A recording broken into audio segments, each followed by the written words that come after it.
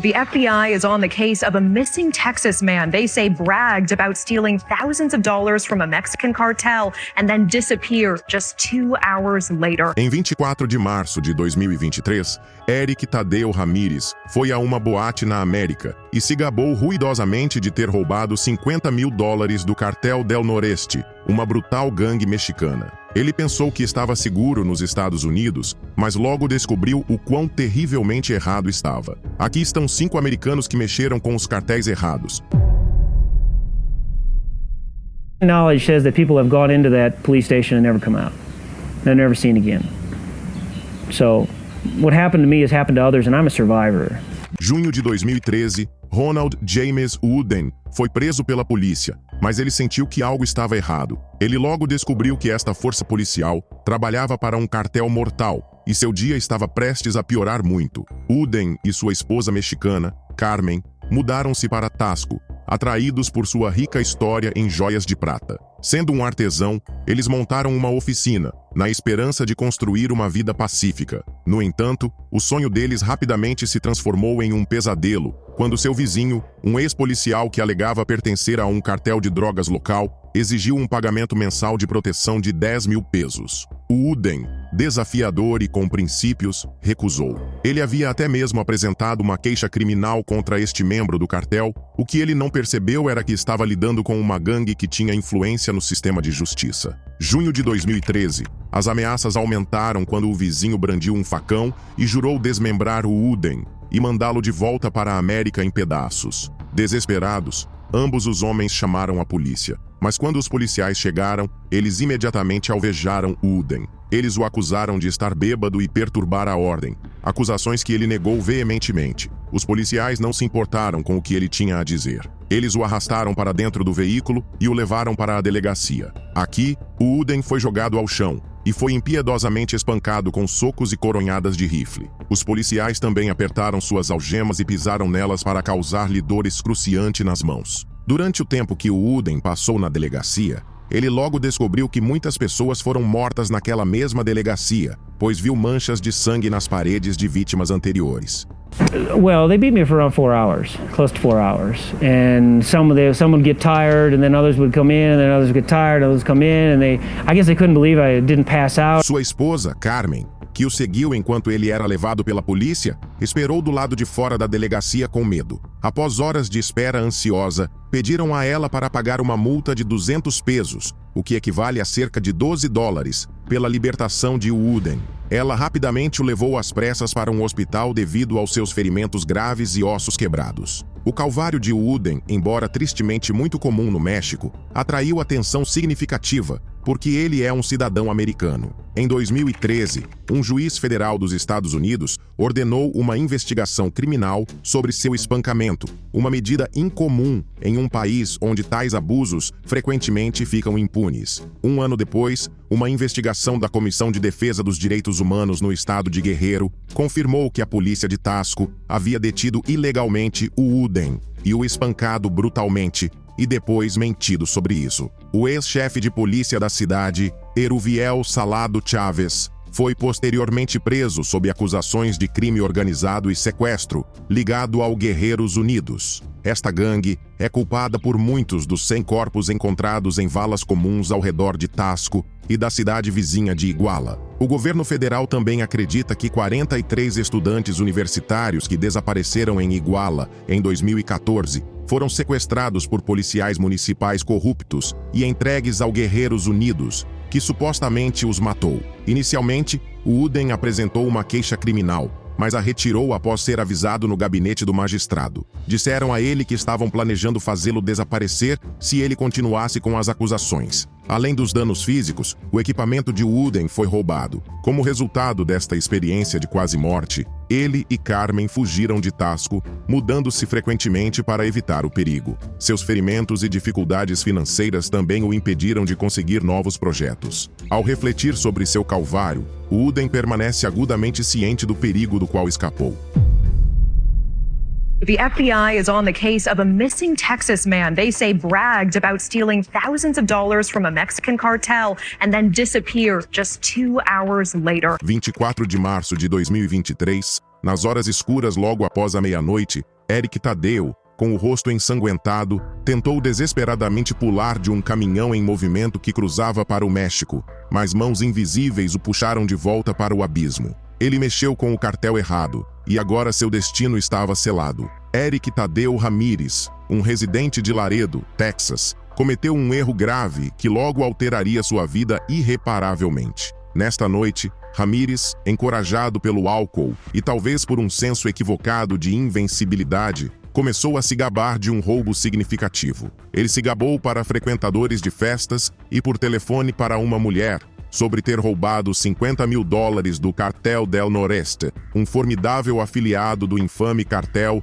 Los Zetas. O Cartel do Nordeste, também conhecido como Cartel del Noreste, ou CDN, é uma das organizações criminosas mais temidas e impiedosas do México, conhecida por sua extrema violência e controle rígido sobre regiões como Nuevo Laredo. Este cartel surgiu dos remanescentes dos Zetas, herdando suas táticas brutais e expandindo sua influência através do terror e da corrupção. Uma das principais razões pelas quais não se deve brincar com o CDN é o uso extensivo de violência e terror para manter o controle e expandir suas operações. Eles se envolvem em uma ampla gama de atividades criminosas, incluindo tráfico de drogas, extorsão e contrabando de pessoas. Seus métodos incluem sequestros, frequentemente visando migrantes e aqueles que tentam ajudá-los. Esses sequestros não são apenas um meio de lucro, mas também uma forma de exercer domínio e instilar medo. Apesar de quão perigoso este cartel é, Eric parecia orgulhoso de roubá-los. Ele não demonstrou nenhum medo quando se gabou e, na verdade, queria que as pessoas ao seu redor na boate ouvissem suas vanglórias. Talvez ele sentisse que isso faria com que começassem a respeitá-lo.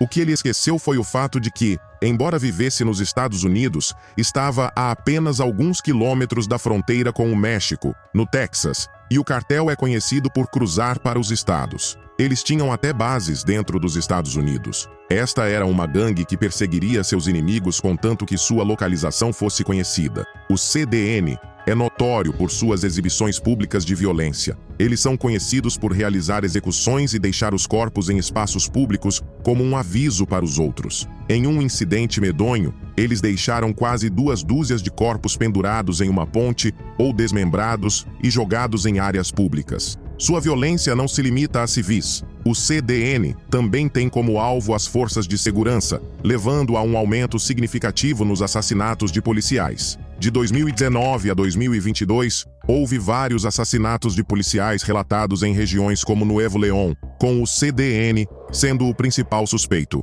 Esses ataques frequentemente fazem parte de esforços mais amplos para intimidar e controlar as autoridades locais, garantindo sua conformidade ou silenciando qualquer resistência. Dados esses fatores, as ações de Eric Tadeu Ramírez contra o CDN foram particularmente perigosas. A reputação estabelecida do cartel de retaliação rápida e brutal, seus sistemas de vigilância abrangentes e sua capacidade de corromper e coagir autoridades locais tornavam qualquer confronto com eles uma empreitada altamente perigosa. Agora podemos supor que o cartel tinha agentes dentro daquele bar onde Eric estava se gabando. Logo após a meia-noite, as repercussões da bravata de Ramírez tornaram-se totalmente aparentes. Testemunhas na festa relataram que 2 ou 3 homens mascarados, chegando em uma caminhonete Dodge azul, agarraram Ramírez à força. Eles o agrediram e o arrastaram para dentro da caminhonete. A caminhonete, como confirmado posteriormente, estava registrada em nome da mãe de um dos sequestradores,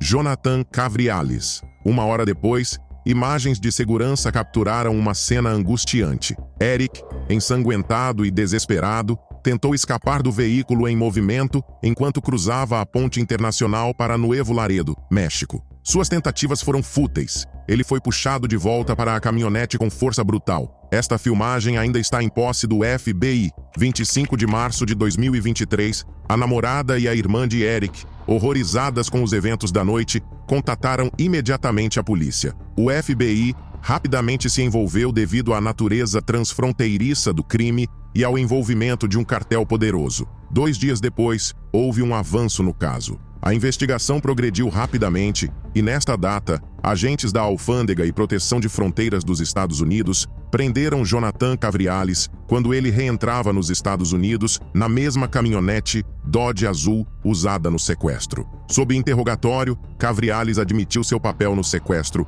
implicando 3 outros cúmplices que permaneciam foragidos. Esta prisão forneceu detalhes cruciais sobre a operação, mas pouco fez para aliviar os crescentes temores sobre o destino de Eric. Abril de 2023, autoridades americanas e mexicanas intensificaram seus esforços para localizar Ramírez. Apesar de buscas extensas e apelos públicos, seu paradeiro permaneceu desconhecido. O envolvimento do cartel del Noreste, notório por suas táticas sofisticadas de evasão, complicou os esforços de resgate. Até o momento, Ramírez permanece desaparecido, um fantasma nas sombras da retribuição do cartel.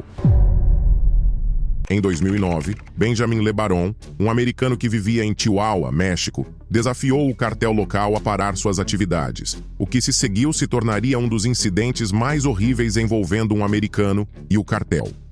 On Saturday, 18 vehicles drove the caravan of the LeBaron family. A família LeBaron é uma família mormon americana que se separou da igreja nos Estados Unidos e se mudou para a parte norte do México, onde administravam um rancho e uma fazenda de nozes pecan. Eles nunca interferiram com os cartéis de drogas que prevaleciam nesta área e o cartel deixava a família em paz. Havia um código entre as gangues criminosas no México para nunca tocarem um americano. Isso atraía muita atenção e essas organizações não queriam atenção, especialmente das autoridades dos Estados Unidos. Em 2008, uma mudança ocorreu nesta coexistência pacífica entre a família LeBaron e o cartel, quando um dos sobrinhos de Benjamin foi sequestrado pelo cartel, que exigiu um resgate de 4 milhões de dólares. A família LeBaron era rica e bem conectada, então o governo interveio e o menino foi libertado sem que nenhum resgate fosse pago. Enquanto todos estavam felizes por isso ter terminado, Benjamin estava furioso e decidiu que já bastava.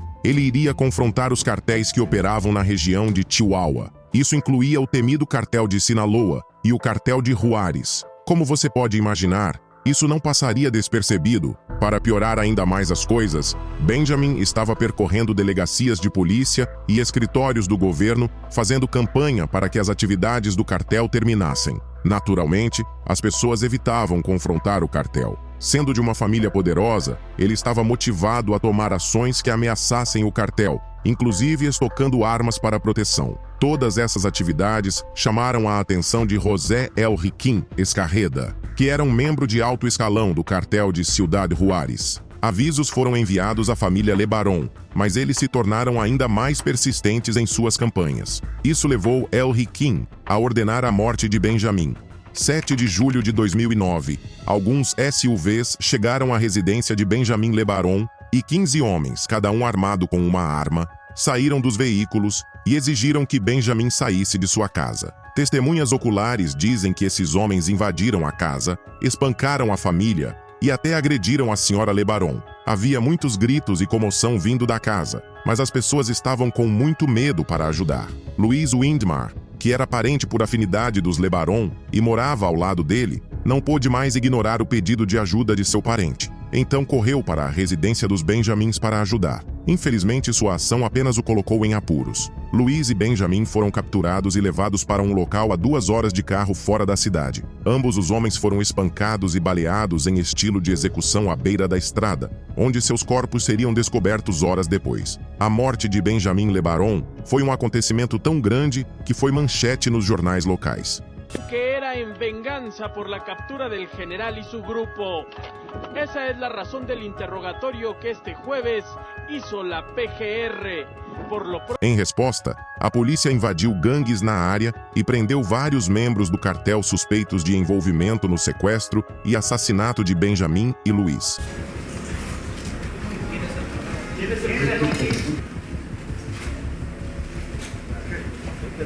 Alguns meses depois, o chefe do cartel, José El Riquín Escarreda, também foi preso. Presumia-se que este seria o fim da ameaça, mas infelizmente, o cartel ainda não havia terminado com a família LeBaron. O que acontece a seguir é inimaginável e horrível no sentido mais profundo. O cartel de Ciudad Juárez ficou fora do radar por algum tempo, enquanto a família LeBaron continuava os esforços para reprimir o movimento e as atividades do cartel em torno de seus territórios. A família também convidou uma forte presença policial para a região, o que frustrou o cartel. 4 de novembro de 2019, 10 anos após o assassinato de Benjamin, o cartel atacou a família LeBaron novamente. Só que desta vez, seria muito pior. Naquela manhã, 3 mulheres da ala americana da família LeBaron, com assentamentos em La Mora, dirigiam em um comboio junto com 12 crianças nos veículos. Elas estavam a caminho de um casamento quando encontraram seu caminho bloqueado pela gangue La Línea,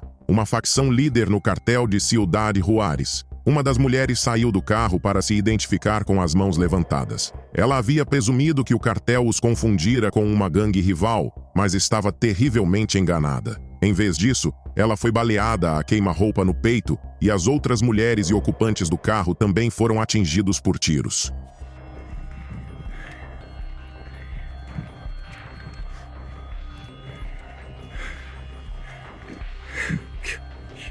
Após o terrível incidente, houve apenas 6 sobreviventes, que tiveram vários graus de ferimentos. Infelizmente, os agressores nunca foram pegos. É, no entanto, improvável que este seja o fim da guerra entre a família LeBaron e o cartel local, pois eles continuam a pressionar contra o cartel. 2 de dezembro de 1984, Dennis Carlson e Rose Carlson, juntamente com outro casal de testemunhas de Jeová, bateram às portas da casa de um chefão das drogas de Guadalajara. Mal sabiam eles que este seria um grande erro que mudaria suas vidas para sempre. Dennis e Rose Carlson eram originalmente de Redding, Califórnia, e haviam se mudado para Guadalajara, no México, para continuar seu trabalho missionário para a Igreja das Testemunhas de Jeová. Segundo moradores da área, as Testemunhas de Jeová vinham tendo boa recepção dos locais, aventurando-se inclusive nas montanhas onde os chefes do cartel tinham suas casas. Embora as pessoas geralmente evitassem essas áreas, parecia que as Testemunhas de Jeová gozavam de privilégios especiais, talvez por serem americanos ou talvez apenas os respeitassem como missionários. No entanto, as coisas mudaram quando as organizações começaram a receber informações de que alguns agentes do DEA estavam na cidade. A partir daquele momento, todo americano se tornou suspeito. Infelizmente, para este casal de missionários, eles continuaram acreditando que estavam acima da violência de gangues, que começava a consumir o norte do México na época. Pessoas estavam sendo assassinadas e a violência de gangues estava em ascensão constante nesta época. Assim, os locais sabiam como ficar longe do cartel e nunca se aventurariam perto da casa de ninguém que pertencesse à organização. Os missionários estavam praticamente jantando com o diabo ao mexer com o cartel. 2 de dezembro de 1984, Dennis e Rose foram bater à porta de um dos chefes da gangue, Ernesto Fonseca Carrillo. Lá dentro, eles encontraram El Chapo Guzmán. Com o cartel suspeitando que esses missionários eram na verdade espiões das agências federais americanas, El Chapo, que era um assassino de aluguel na época, amarrou-os e os espancou até ficarem ensanguentados. Membros da gangue então procederam a molestar as mulheres. Eles ficaram em cativeiro por várias horas enquanto Guzmán brincava com eles, cortando-os com uma faca. Mas ele logo se cansou do jogo e marchou com os 4 missionários para uma floresta, onde atirou na cabeça deles com uma Uzi 9mm antes de jogar seus corpos sem vida em covas já cavadas. Até hoje, os corpos desses missionários não foram encontrados. As 4 testemunhas de Jeová foram os primeiros de 7 americanos que foram mortos nos assassinatos sem sentido do cartel na década de 1980. De volta aos Estados Unidos, a notícia da morte desses missionários havia chegado às famílias das vítimas. Os detalhes sangrentos do incidente fizeram Norm Carlson, o pai de Dennis Carlson, determinado a obter justiça para seu filho e as outras vítimas. Sem pensar 2 vezes, ele viajou para o México apenas para se meter em problemas com a polícia em Guadalajara, que ordenou que ele fosse preso na delegacia. O que Norm não sabia era que a polícia na área trabalhava para o cartel e, de fato, havia informado o cartel sobre Norman, bisbilhotando informações sobre os missionários. A polícia logo prendeu Norm e o espancou enquanto estava sob custódia. Eles também ordenaram que ele parasse de fazer perguntas sobre a morte das testemunhas de Jeová. Felizmente, ele foi autorizado a ir embora depois que prometeu cooperar. Embora este pudesse ter sido o fim do caso, uma investigação sobre o sequestro e assassinato de outro americano, um agente do DEA, chamado Henrique Camarena, reabriu o caso mais uma vez. His sentence in the killing of DEA agent Kiki Camarena. The Department of Justice says 14 Mexican service members died. 4 de abril de 1985, os chefões do tráfico Rafael Caro Quintero, Ernesto Fonseca e Miguel Ángel Félix Gallardo foram capturados por seu envolvimento no assassinato dos casais cristãos e foram sentenciados à prisão. Smuggler turned DEA informant Barry Seal was murdered in 2 bursts of machine gun fire in East Baton Rouge.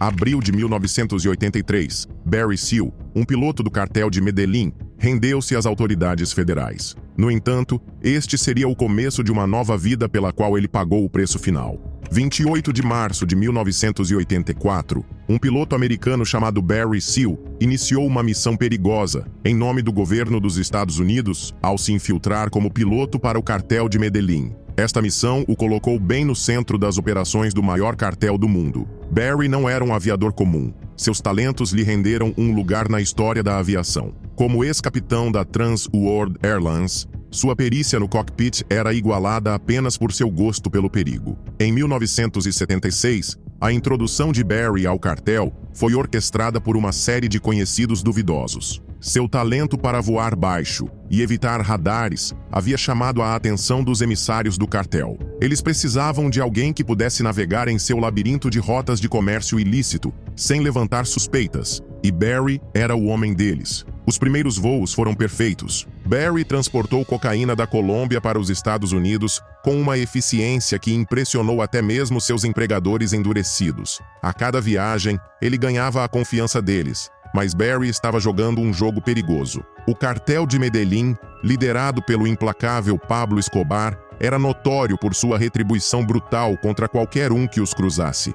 Na década de 1980, Pablo Escobar, o notório chefão das drogas colombiano, acumulou uma fortuna sem precedentes durante o auge de seu poder. Em seu auge, estimava-se que Escobar controlava ativos e dinheiro que somavam cerca de 30 bilhões de dólares. Essa riqueza impressionante era resultado de seu domínio sobre o cartel de Medellín, que fornecia aproximadamente 80% do mercado global de cocaína. Sua imensa fortuna o tornou um dos homens mais ricos do mundo naquela época, superando muitos empresários legítimos. Em 1981, Seal supostamente ganhava até $500 mil por voo, transportando milhares de quilogramas de cocaína da Colômbia para os Estados Unidos. Basicamente, Barry estava ganhando milhões de dólares por mês e havia desenvolvido um estilo de vida extravagante que estava disposto a arriscar sua vida para continuar desfrutando. O volume puro de cocaína que ele transportava era impressionante, com estimativas sugerindo que ele movia entre 10 mil e 15 mil quilogramas por viagem às vezes. Esse imenso fluxo de narcóticos contribuiu significativamente para a cultura de drogas generalizada e a crise de dependência nos Estados Unidos durante aquela era. Abril de 1983, a vida de Barry tomou um rumo mais sombrio quando ele se viu preso em uma teia de mentiras tecida por várias agências governamentais depois que se rendeu às autoridades. O DEA, a CIA e até mesmo a Casa Branca tinham interesse direto nas atividades do cartel de Medellín. Eles viam Barry como um peão, uma ferramenta para infiltrar as operações do cartel e coletar informações. A pressão aumentou, e nem mesmo os milhões de dólares que ele recebia para transportar as drogas do cartel melhoravam as coisas de forma alguma. Agora Barry estava dividido entre dois mundos. Ele deveria estar trabalhando para o governo dos Estados Unidos, mas estava mais interessado em ganhar dinheiro com o cartel. Bem, quem não estaria? Pablo Escobar era um dos homens mais ricos do mundo e estava disposto a pagar generosamente pelos serviços de Barry. Durante este período, os voos de Barry tornaram-se cada vez mais perigosos, porque a confiança do cartel nele era igual apenas à sua suspeita. Um deslize poderia significar a morte. Em uma ocasião, um voo de rotina quase terminou em catástrofe, quando forças militares colombianas, alertadas por cartéis rivais, tentaram interceptar seu avião. A habilidade de Barry o salvou, mas foi um lembrete sutil da corda bamba em que ele estava andando. Apesar do risco crescente, Barry continuou sua vida dupla. Sua dupla lealdade ao cartel e ao governo dos Estados Unidos criava um constante estado de inquietação. O cartel, desconhecendo sua cooperação com as autoridades americanas, tornou-se mais dependente de seus serviços. Enquanto isso, Barry fornecia informações cruciais de volta para seus contatos, informações que foram instrumentais para entender as operações do cartel. Em 19 de julho de 1983, a duplicidade de Barry atingiu seu auge com a Operação Screamer,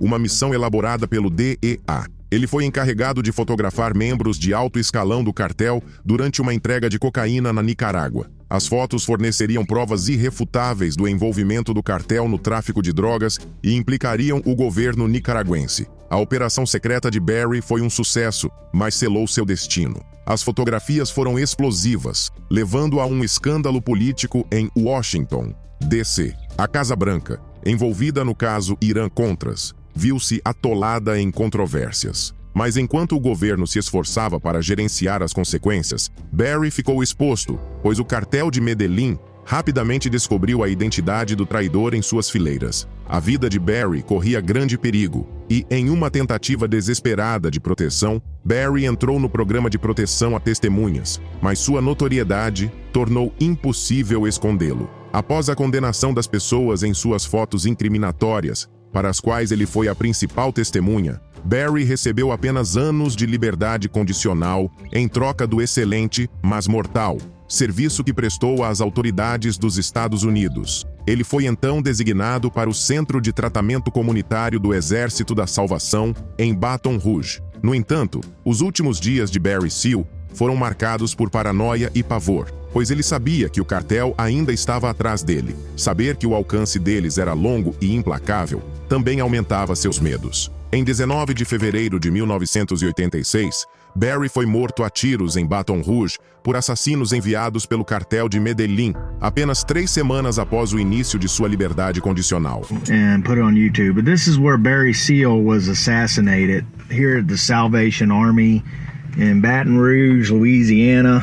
Pouco depois do assassinato de Seal, as autoridades prenderam 3 homens em conexão com o assassinato: Miguel Vélez, Bernardo Vasquez e Luiz Carlos Quintero Cruz. Esses indivíduos estavam todos ligados ao cartel de Medellín e descobriu-se que haviam entrado nos Estados Unidos com identidades falsas. As prisões ocorreram dias após o assassinato, marcando uma resposta rápida das forças de segurança. Em março de 1987, durante o julgamento, foi revelado que Vélez, Vasquez e Quintero Cruz haviam sido contratados pelo cartel para eliminar Seal, devido à sua cooperação com as autoridades dos Estados Unidos. Depoimentos e evidências apresentados durante o julgamento destacaram o extenso planejamento e execução do assassinato, indicando o desespero do cartel para silenciar Seal. Os homens foram condenados e sentenciados à prisão perpétua, um golpe significativo nas operações do cartel de Medellín nos Estados Unidos. Investigações adicionais sobre o assassinato